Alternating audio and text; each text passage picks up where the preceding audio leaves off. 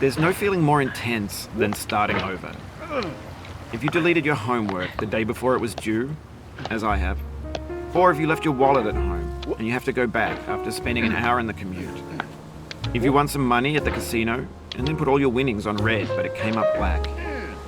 If you got your best shirt dry cleaned before a wedding and then immediately dropped food on it.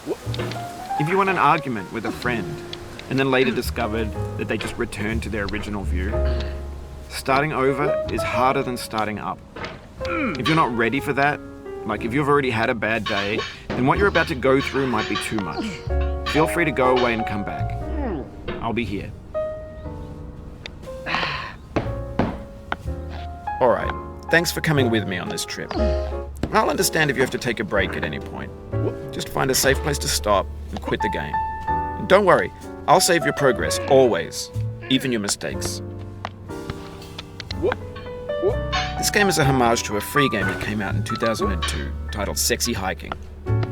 The author of that game was Jazuo, a mysterious Czech designer who was known at the time as the father of B games.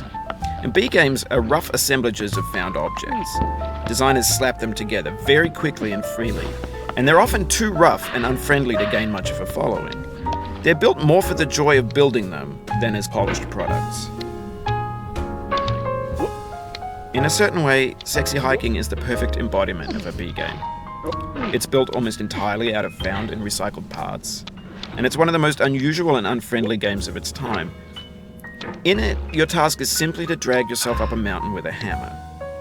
And that act of climbing, in the digital world or in real life, has certain essential properties that give the game its flavor. No amount of forward progress is guaranteed. Some cliffs are too sheer or too slippery. And the player is constantly, unremittingly in danger of falling and losing everything. Anyway, when you start Sexy Hiking, you're standing next to this dead tree that blocks the way to the entire rest of the game. It might take you an hour to get over that tree, and a lot of people never got past it. You prod and you poke at it, exploring the limits of your reach and your strength, trying to find a way up and over. And there's a sense of truth in that lack of compromise. Most obstacles in video game worlds are fake. You can be completely confident in your ability to get through them once you have the correct method or the correct equipment or just by spending enough time. In that sense, every pixelated obstacle in Sexy Hiking is real. The obstacles in Sexy Hiking are unyielding, and that makes the game uniquely frustrating. But I'm not sure Jazuo intended to make a frustrating game. The frustration is just essential to the act of climbing, and it's authentic to the process of building a game about climbing.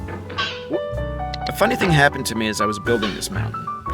I'd have an idea for a new obstacle, and I'd build it, test it, and it would usually turn out to be unreasonably hard. But I couldn't bring myself to make it easier. It already felt like my inability to get past the new obstacle was my fault as a player rather than as a builder. Imaginary mountains build themselves from our efforts to climb them, and it's our repeated attempts to reach the summit that turns those mountains into something real. When you're building a video game world, you're building with ideas, and that can be like working with quickset cement. You mold your ideas into a certain shape that can be played with, and in the process of playing with them, they begin to harden and set until they're immutable, like rock. And at that point, you can't change the world. Not without breaking it into pieces and starting fresh with new ideas. For years now, people have been predicting that games would soon be made out of prefabricated objects, bought in a store and assembled into a world. And for the most part, that hasn't happened, because the objects in the stores are trash. I don't mean they look bad or that they're badly made, although a lot of them are. I mean they're trash in the way that food becomes trash as soon as you put it in the sink. Things are made to be consumed and used in a certain context, and once the moment is gone, they transform into garbage. In the context of technology, those moments pass by in seconds. Over time, we've poured more and more refuse into this vast digital landfill that we call the internet. It now vastly outnumbers and outweighs the things that are fresh and untainted and unused. When everything around us is cultural trash, trash becomes the new medium, the lingua franca of the digital age. And you can build culture out of trash, but only trash culture. B games, B movies, B music, B philosophy.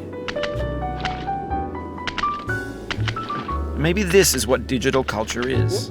A monstrous mountain of trash, the ash heap of creativity's fountain. A landfill with everything we ever thought of in it. Grand, infinite, and unsorted.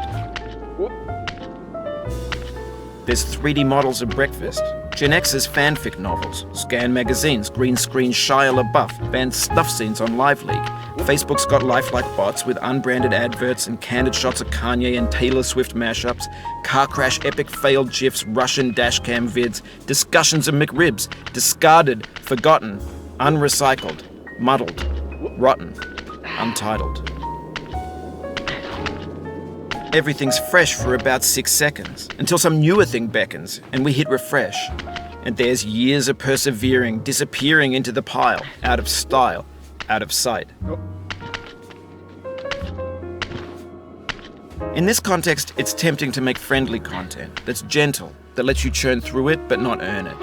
Why make something demanding if it just gets piled up in the landfill, filed in with the bland things?